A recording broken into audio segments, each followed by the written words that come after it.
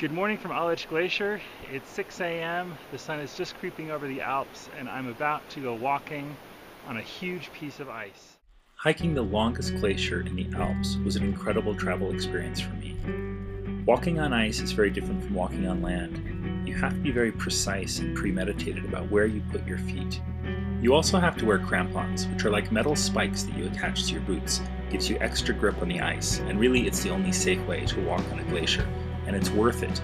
You get to places that you can't get to otherwise. We've been hiking about 4 hours so far, and we've reached Concordia Platz, which is the thickest part of the Aletsch Glacier. The ice here is almost a kilometer thick. It's 3,000 feet. The highest part of the Swiss Alps is another world. It's frozen and silent and white. At this altitude, around 10,000 feet, the air is thin. You also need to be roped in with others in order to protect yourself from hidden pitfalls in the snow. For me, this was a true alpine adventure, something I'd always dreamed of doing, didn't think I'd ever get to. I love the thought of hiking at the top of the world, but I was grateful when I reached the hut at the end of the day, after almost a 15-mile hike. We started at the crack of dawn the next morning, watched the sun come up over the mountains, and slowly warm the ice that we were walking on. The snow was like a million glittering diamonds. It was incredible to watch.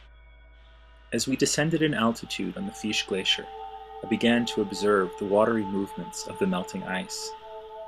Gushing rivers that moved across the surface, and deep holes that were formed by the meltwater.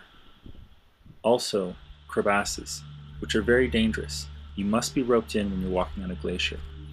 It was more and more difficult to walk on the ridges of ice. Spectacular, but also quite intimidating.